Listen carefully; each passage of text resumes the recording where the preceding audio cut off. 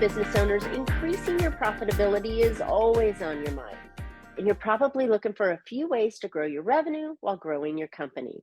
Well, you found a podcast that shares ideas to help you do just that. I'm Marcia Reiner. I'm a business growth strategist. I've helped tons of small business owners to establish and implement a tangible plan that guarantees increased profitability, guides your growth, and plans for a future exit. Because building a highly profitable and sale-ready business creates a win-win scenario. That's more money now and a windfall when it's time to let go. And I look forward to sharing strategies that I've learned with you on today's Profit with a Plan podcast. But before we get started, I have exciting news. Please mark your calendar. June 17th, I've got an amazing business acceleration event coming up on Saturday morning, June 17th, where myself and 3 other experts are going to be sharing 12 costly profit-killing mistakes that are stalling your growth. Join us for just 2 hours with 4 experts and 12 powerful strategies that will accelerate your business. Hey, it only takes one change to change your business in your life. One little itty bitty change, and we're giving you 12. So the registration page just opened up this week, and I've got a special discount code for you. Enter SUPER, and SUPER with a capital S, and you will get 75% off the registration price. So register today at joinaccelerate.now.com. All right, so I am so excited to have my friend on with me today. So Mike Capuzzi is an author, nonfiction book coach, and short book publisher for business owners, entrepreneurs, and CEOs looking to leverage the power of being a short, helpful book author. Since 1998, Mike has been helping thousands of business owners to market their business smarter. Bite-Size Book is his book publishing company, founded by his proven formula for creating short, helpful books, also known as shooks, for business owners, entrepreneurs, and corporate leaders. Shooks are the ideal type of book to publish because they're easy to create and fast to read in about an hour or so, and offer helpful ways for readers to connect with their author. Mike is the author of, 19 books, including 2 international Amazon bestsellers, The 100-Page Book and The Magic of Short Books. He is also the host of another podcast that I was just a guest on, or about to be a guest on. It's called the Author Factor Podcast, where he interviews business owner authors and shares best tips, wisdoms, insights, and how they write and leverage nonfiction business books. Mike, welcome to Profit with a Plan podcast. Marcia, thank you very much. Appreciate the opportunity. You're so welcome. This is exciting. So we've had some really interesting conversations over the past few days. I think that with the launch of my most recent book, Boosting Business Profit, just went live this week, and I was honored to be a guest on your show. And yeah, it's been a neat journey with writing books, and I know that this is your jam and what you talk about. And I'm so excited to have you share it with the audience because I know it's so valuable on it. But come on, how in the world did you get into writing? And I love your name, Shooks. Marcia, it goes back to, honestly, when I was a kid. My mom's mom, she was about 2 hours away. So when we traveled to visit her, it was an ordeal. So we would be up there for a couple of days, and she had this huge library in her house. And honestly, she was the one that got me created my love for books. I mean, it was 50 some odd years ago. And we'd travel up there, and as soon as we got there and unpacked, I'd go into the library and pull off a new book because she was always buying books. So I've always had a love for books. And as I got older, I actually studied engineering in college. I did that for years, all that kind of good stuff. I was always in a very technical role before moving into a marketing role when I started my own business. But it moved from a love of books, Marcia, to a dream of writing a book. And I can remember distinctly 20 years ago or so, just thinking, oh my God, it'd be so cool to be an author, but there's no way I'm going to be able to do it. I just couldn't see myself doing it.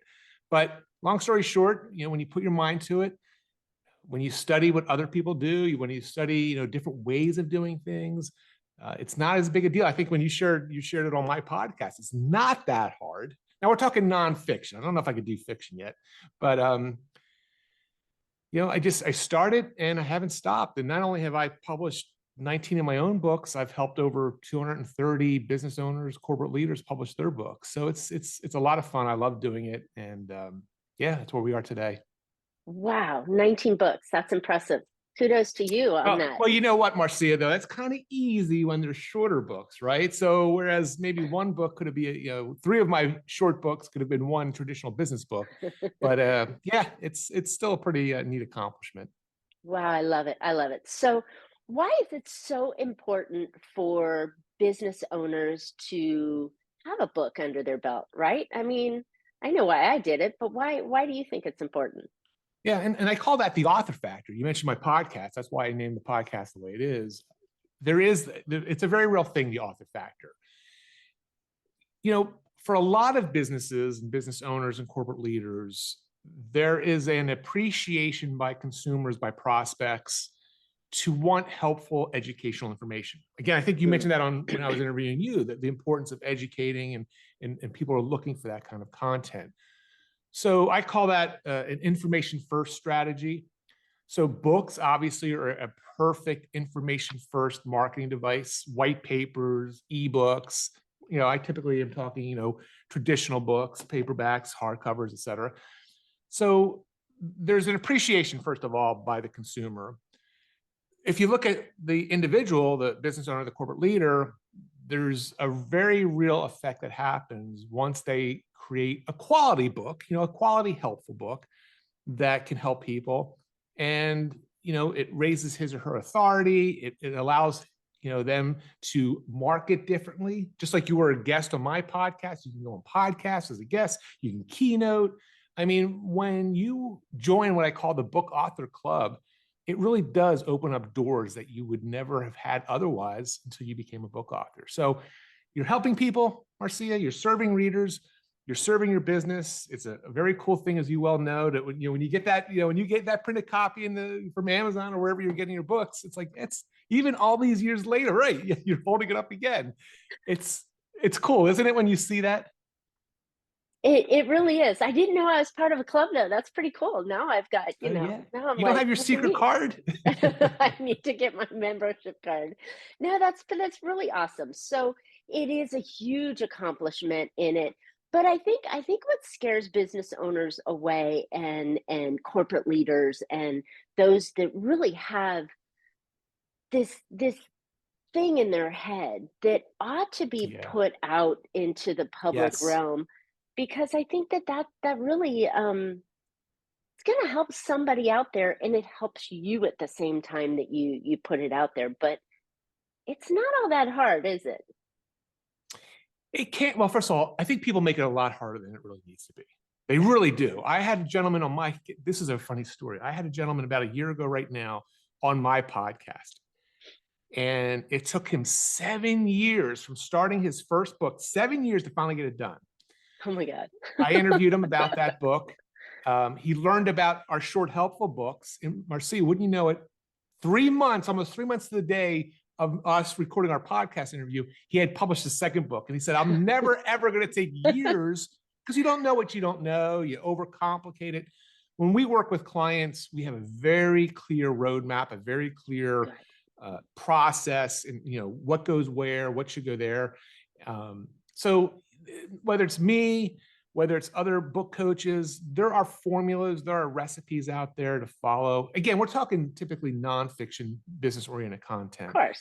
And it does not have to be that hard. And then when you combine that, Marcia, with the fact that our shooks are about 12 to 15,000 words, whereas, even your book is probably closer to 40 or 50,000. A lot of business books are even 100,000 words, 200, 300 pages. Ours are about 100 pages. It makes it that much easier. So there's a win-win. I mean, I love longer books. There's always a reason. I just read a 400 or 500 page book recently, but it took me a lot longer than an hour. But there's definitely reasons for those kind of books. So I'm not poo-pooing them. For a lot of consumers, for a lot of prospects, a short book is a nice, attractive promise. I can read it in an hour. And for the author, it just makes it that much easier. I love it. I love it. And, for those authors that are potential authors that are sitting back there going, well, I don't really have anything to say. And I'm like, you're wrong, because Mhm. you do something every day in your business that other people want to pay you for. Or maybe it's a framework or a process or a concept or an idea or a shortcut. I mean, there's so many different topics you can use in business books, right? Absolutely. I mean, we call it the special sauce. Every business owner has their own special sauce. And it may take some work to uncover it because, again, a lot of, especially when business owners are working in a vacuum, which is Mm, why folks like yourself that help people see through the trees of, what's in front of them, they don't see that. So when you work in a vacuum, you may not understand what makes you unique, what makes you special. But once that can be uncovered, Marcia, then yeah, you can build a brand around that. You can build a whole framework. You can build a whole series of books, whatever it might be. But it takes work. And I don't care if you're a pizza shop owner or a world-renowned surgeon. What you do is important. You're helping people in some way, whether it's feeding them or curing some ill. And yeah, crafting a book around that is a very smart strategy. I love it. I love it. Okay, so now that we know that it's easy to do, I've got at least, and funny enough, I just launched my third book, right? So actually, I probably have two or three more books sitting back in the back of my mind, and I know that once you get the juices flowing, you can create multiple books. Um, but I love the idea of your shooks, and I just like, okay, it's such a great name. But your shooks, because they're a single idea or a single concept. Right. And we know that I could stack them up into volumes of books Right. because once, like, you can get more and more out there. So I think that that's the easy idea to it, is it's just you're breaking down a single concept or an idea that is important or helped you in a way to do it. And with your easy framework, why aren't you doing it? Right. And again, not only is it attractive to the reader, which is obviously as an author, your main goal is to serve the reader, correct? So that's a primary goal when you're looking outward. It's a very strict, when you really start getting into the strategy of marketing and copywriting and messaging, or see, it's much more powerful. Versus me writing a book on marketing, for example, Mike Capuzzi's marketing book, which could be 1,000 pages, for example. I would be much better And the three served. volumes of it, 1,000 Yeah, pages, right? right. I My would be whole much life better journey. served to have 10 100-page books, direct mail marketing, newsletter marketing, email marketing, because then people can pick and choose. So now they're getting what they want immediately. Right. But also, you as the marketer, it allows you to market differently. So now you have 10 opportunities versus one, and you can have very specific language. I mean, in this day and age, and I'm sure you go through this with your clients, people have to understand, what you're about pretty quickly. There's not a lot of time to think, okay, what's Mike trying to convey here? So it's got to be succinct. It's got to be, focused.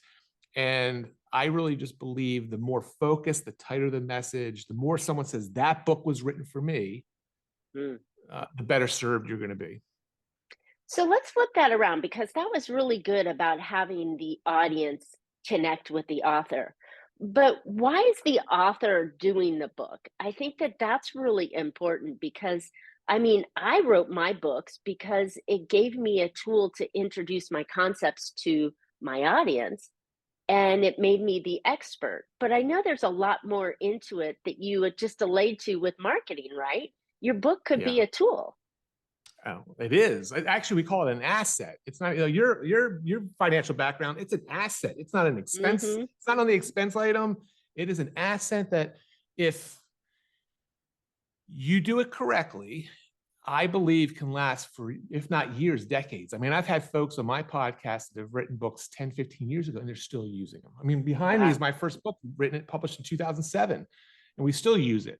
So it is an asset. It should be thought of as an asset. And then it becomes up to you, the author, Marcia, on all the different ways. As a matter of fact, very close to when this episode airs, I am actually bringing to the public for the first time a book that I privately published. So there's also really cool things you can do with private books, like books that only clients could get, or books that are only gotten a certain way. They're not on Amazon, they're not in bookstores.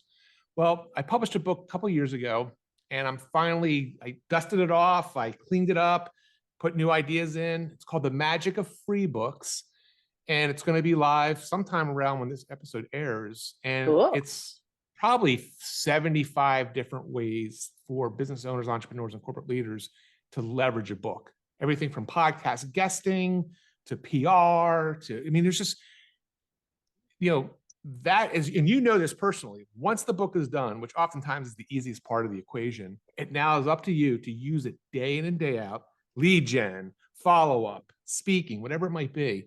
That's where the real money is to be made. That's how you make money with free books, by the way. Yeah, love it. And there's so many things that you can do. And what it does is it separates you from everybody else in your space because you're an author, right? And you can use that as the credentials behind your name, right? When you start getting all those acronyms, if you're in the professional services world, but it up levels you in a way that nothing else I've ever seen does. You wrote a book, you talked about something, you printed it, you had someone review it, right? And you put it out there, but you just stepped head and shoulders above your entire competition because you're a published author. Yep. It's amazing. For sure. It's amazing. All right. So looking at books, and we're talking about, you don't need to be a bestseller, right? You don't need to get on Amazon or the New York Times bestseller list because that can be quite a challenge in itself. I mean, you're just going to carry the book around for you or give it to clients or prospective clients or share with your friends and family or just to have it out there, right? Because it's just a fantastic tool. But what are some of the do's and don'ts we want to have with writing books? By the way, when you mentioned what you're describing, just very quickly, so hopefully I don't forget your question, but I would say 2/3 of our clients are local business owners, the physician, the dentist, the chiropractor, whatever. And then about 1/3 are folks like you and me that have more of a worldwide audience. So for the local business owner, oftentimes they just want to be what I call be 5 mile famous. They want to be known as the dentist in their town that maybe performs a unique procedure or cleaning or whatever it might be. I mean, I've worked with dentists that don't use any kind of mercury or fluoride. So that was their book was about that. So yeah, this idea of you don't need to be a bestseller. Again, 2/3 of our clients aren't even on Amazon. They have boxes of books, they give them out, they display them in their office, whatever it might be. Nice. They network, they bring them. So it's that kind of thing. So yeah, it's a business card on steroids. So do's and don'ts. I would say the very first major don't, Marcia, again, goes back to what you and I've talked about on my podcast. Don't overcomplicate this. Really. If you are in business, chances are you're already helping people, like you said. This is just a conversation in writing, right? In written word format. And God forbid, man, now with AI and all the stuff I'm seeing out there. Right. It's just crazy what these tools are doing. It scares me because it's like almost too easy now. But regardless, it is a conversation in the written word. It's stories, it's ideas, etc. So don't overcomplicate it. If you help people, you can write a book. Love it. The other thing is technology has made it so much easier. Amazon's made it so much easier. All the different tools that are out there, the design tools, et cetera, et cetera. The book that I just mentioned, The Magic of Free Books, I put some quotes of mine in there from my podcast and stuff. And I think, and I'm going to paraphrase, I said there's no reason not to publish a book today other than 2 things: excuses and procrastination. And that's the reality. Like there is no technical hurdles. It's cheap. It's inexpensive to do. Yeah, you might want to work with a book coach. Yeah, you're going to want to work with an editor, a copy editor, et cetera, a designer. Yes, you are. Still yes, not you anywhere are. near. Yeah. But it's still not, it doesn't have to be this, $25,000 investment. So don't overcomplicate it. write good content. That's why we put the word helpful in Shook, short, helpful book. I know a lot of folks say it doesn't matter. Maybe they'll never read it. If it's a 100-page book, they are more apt to read it. But you don't want to go in, and I know book coaches that say this, like, oh, it doesn't matter. You just want a book. You just want to hand it to them, blah, blah, blah. I don't believe that. The only way it helps people, the only way it serves people is if it's quality content that, is designed to do that. So write a good book. Doesn't have to be, the next Shakespearean novel or something like that, but, invest in the time and energy, invest in a good copy editor. And then the last thing I'd say with a do is, and again, I alluded to this, is get good professional design. I've seen people publish books, from Microsoft Word and, PowerPoint or whatever. And it's like, ugh, like you only get one chance to make a first impression. And in business, it's too easy to say, what the heck? And so make sure it's a good design. Exactly. Good design in there. And, you brought up some really good points, and my coulda, shoulda, wouldas are definitely, my first book still has some spelling errors in it, and some challenges with it. But with technology, it's so easy. But you need to know what is the purpose of you Yeah. writing a book, right? What are Yes. your Yes. intentions?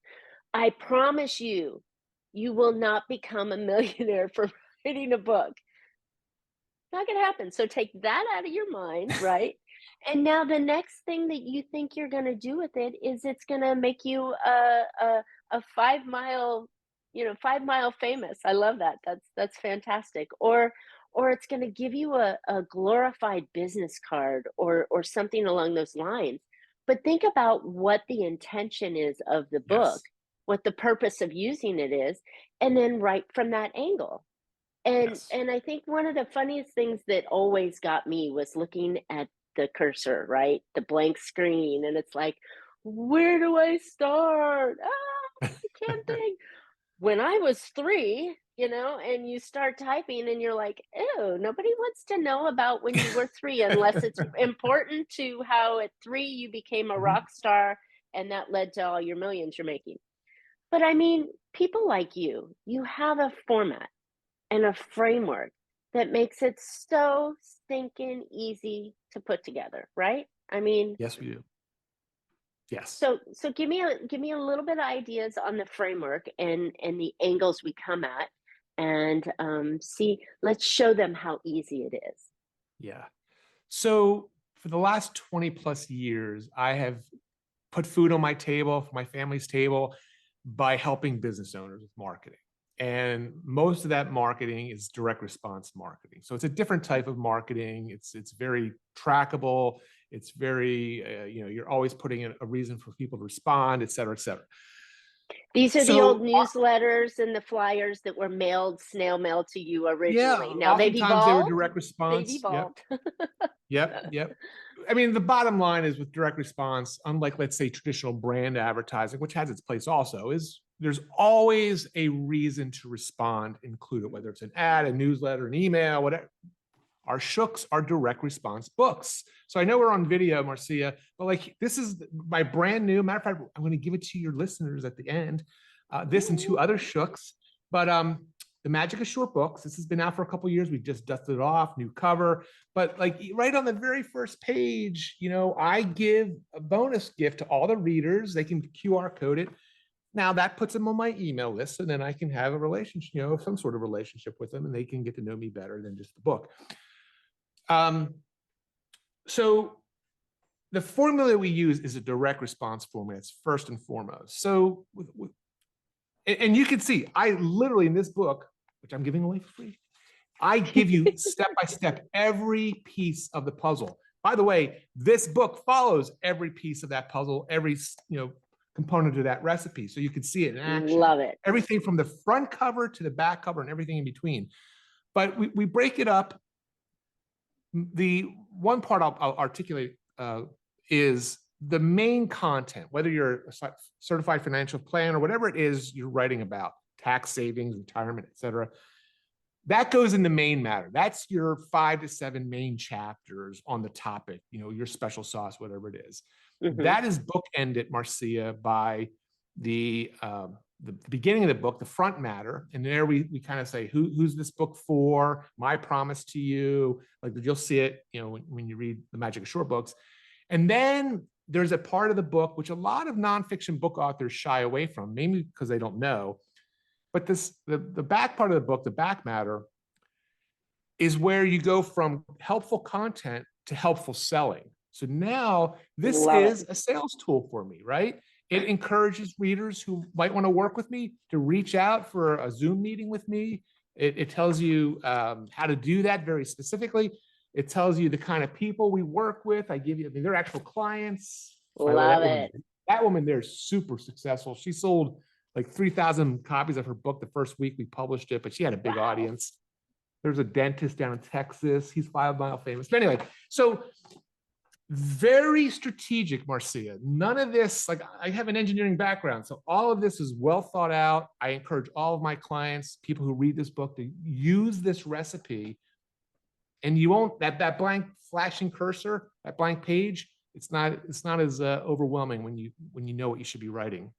Oh, that's fantastic, right? And if it's short enough, you can write it quickly. You can tell the stories and the pieces in there. And so that's it. I mean, when I wrote my first book, Big Profit Secrets Exposed, the back one, I actually had a whiteboard, and I kind of followed loosely the concept that you're talking about.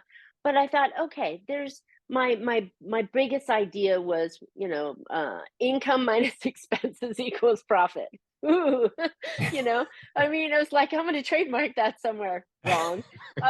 But I mean, I gave valuable information that they can do. But what I did is I wrote it up on a grease board or a chalkboard or a notepad to kind of frame it out first. Yep. And that's what you just explained to us, putting a frame together or a step-by-step strategy on how to write the book.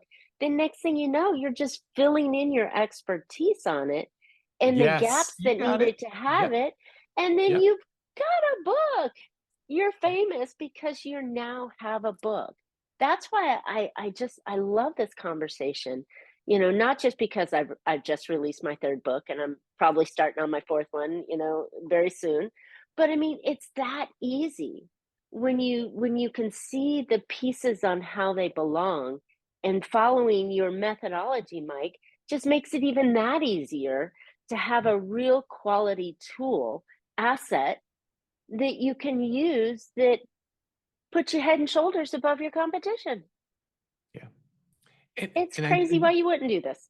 Exactly, Marcia. I mean, that's why I have my podcast. I try to, why I interview folks like you who've done it, just to encourage people. The world does, there are people out there that want what you have, that need what you have, that want to read what you have. And if you're not serving those people, then they're going to look elsewhere. So exactly. Yeah, it's it can definitely be a win-win for sure. And can I mention one other thing? Heck yeah. Okay, real quick. I just want to, because I get geeky with this stuff. So this is a book I just bought. I haven't read it yet. It's typical. This is a hardcover. So, but you see, it's a traditional business book, right? So our Allison Maslin, was that Allison's book? Yeah. I know her. Yeah. Okay. Yeah. I just got her book. That's just a repurpose book, because so you can repurpose this time and time again and make it fresh again. Well, that's true too, right? What I wanted to show was our shooks are a little different size than a traditional business book. So that's first. So that is like, it's a little, again, I thought this out. It's a little more attention grabbing. But here's what's really cool, Marcia. We also have a formatted book, and this gentleman's a very successful CEO of a business in Arizona. We have these things we call pocket shooks, which are even smaller. So he just did this little book. It's written for like college students, et cetera, called Money Secrets. He wanted to impart his wisdom, but it's even smaller.